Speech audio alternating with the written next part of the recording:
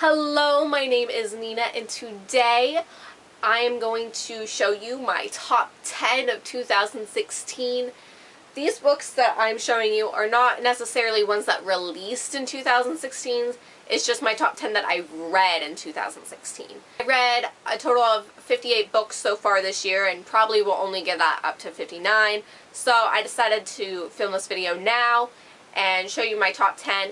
These are not in any order. So the first one I have is Mosquito Land by David Arnold.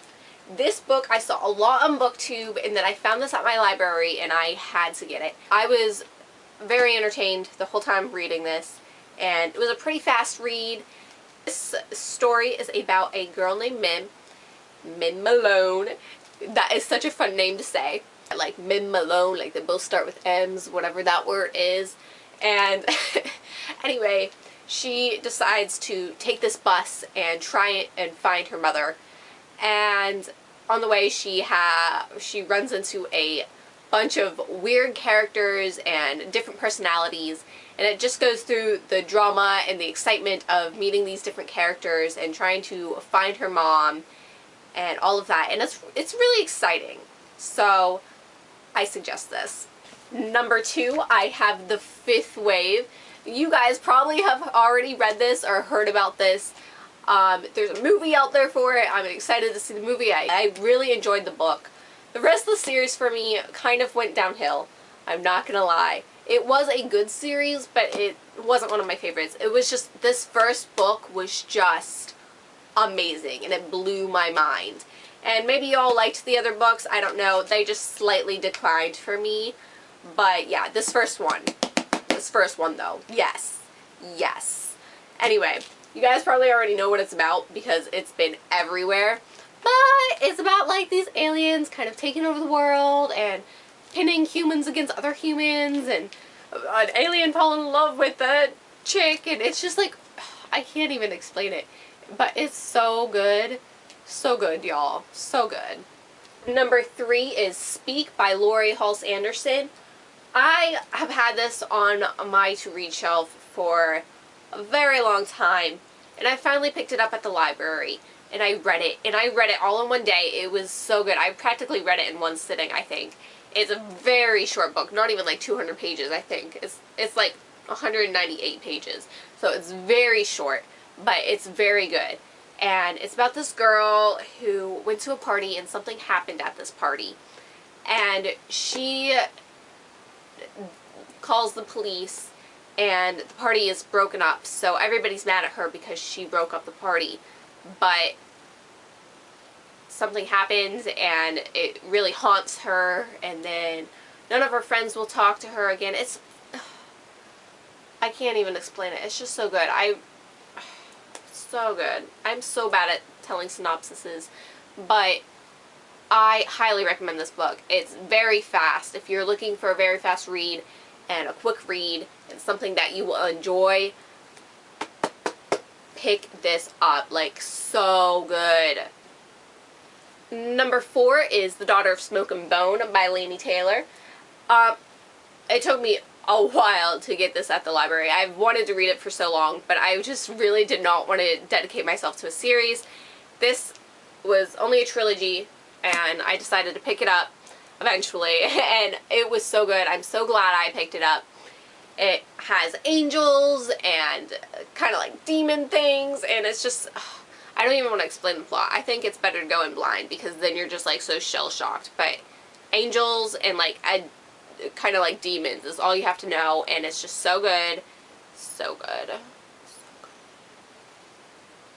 I mean, look at this cover. It's like super intriguing. That's what made me really want to pick it up, is this cover was just like drawing me into it. Like, it's so mysterious and creepy looking. Number 5, I have Finding Audrey by Sophie Kinsella. This is the first Sophie Kinsella book I read, and it's about this girl with anxiety, and she's always wearing these dark sunglasses because she does not want to make eye contact with other people.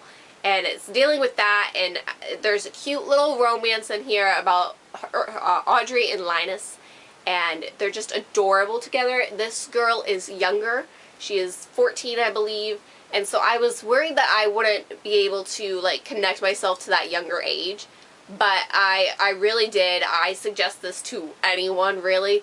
It was really eye-opening and relatable in some ways. And the romance isn't like the center of the book. It doesn't overshadow everything else, and it really just shows you the life of this girl, and it's a really great and sweet book, and I loved it. I loved it. Next, I have A World Without You by Beth Revis.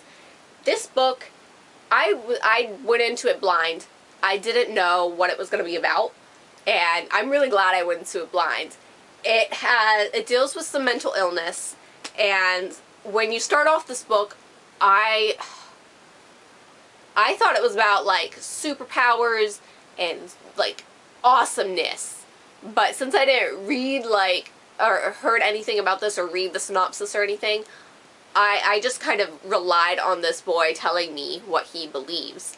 And so I thought it was this kick-ass like superpower story, and it takes a turn because that's not what it is. Hint, hint. And I really don't want to go into it because I don't want to completely spoil this for y'all.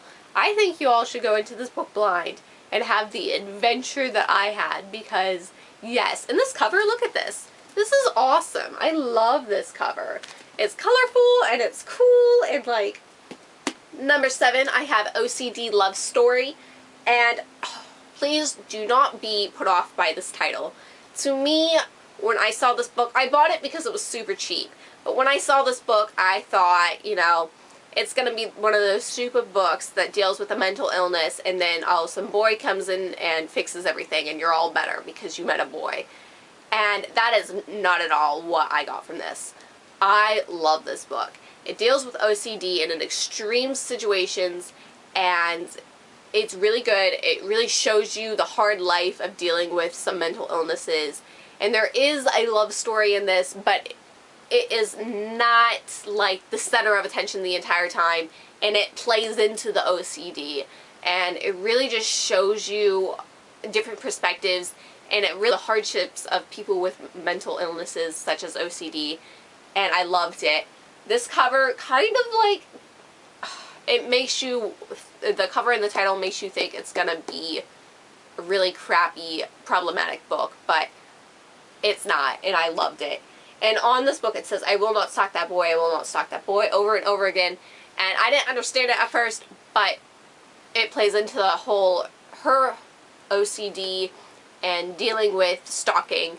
And she stalks these boys and feels like she has to go see them. She has a compulsion to go see them because she is worried that if she does not check up on them, that something terrible will happen. So, yes, if you're interested in any kind of mental illness recommendation, I recommend this one. I loved it. Number 8, I have The Future of Us by Jay Asher and Carolyn Mackler. I don't know. I read Jay Asher's 13 Reasons Why a while ago, and I didn't really love it like everybody else did, but I saw this book and I decided to give him a second chance. I'm glad I did because this was really awesome. I loved this. It deals with these two teenagers who find kind of like this futuristic thing, and it's installed on her computer and she sees Facebook. This takes place back before Facebook and the internet was really a thing, and she is able to see what her future is going to be like based off her Facebook posts, and she is just thoroughly unhappy with the results that she's getting, so she keeps changing things to tweak her future and change it and make herself happy. But that leads to some issues in the book, and it's just really unique and cool idea, and I loved it. I keep saying that for all of these books because they are my top 10. I loved them all, so check it out. We're getting down to the nitty-gritty. Number 9 is actually a graphic novel. It's a Saga.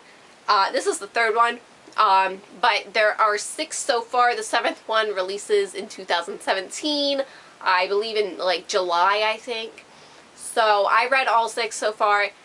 these are so great. This is the first graphic novel series that I've read, and I'm so glad I did. There's a lot of mature content in these, so if you're not ready for nudity, violence, and swearing, I suggest not reading these. But if you're okay with that, pick these up because they are funny, they're adventurous, it's a great concept, and I really enjoyed this. Oh, and my last one, number 10, is The Museum of Intangible Things by Wendy Wonder. And this also deals with our mental illness, deals with bipolar disorder, and these two friends, and this guy, and oh, just so good. I don't even really remember to really tell you the synopsis of this, but I do know I loved it. These two girls kind of like run away because the girl with bipolar disorder is afraid that her mom is going to take her back to a mental hospital and she does not want to go there. So they kind of run away and have their little adventure, but things escalate and the girl kind of goes out of control, and then there's this crazy ending, and it's a great show of friendship and a good look into some mental illness. Really cool. This cover is kind of hipster, and I don't know if I love it or hate it because it kind of looks like something someone on Tumblr would create. And, you know, I mean, I like it, but for a book, it kind of like sets me off. I'm like, But I picked it up anyway, and I'm glad I did because it was actually a really great read. I hope you have a wonderful day, and I hope you liked my top 10. Feel free to leave your top 10 in the comments below, or any recommendations or any thoughts on the books I said. Really anything in the comments. I would love to read your feedback. And so yeah, have a great day. I already said that, but I want you to have a great day. So yeah, bye.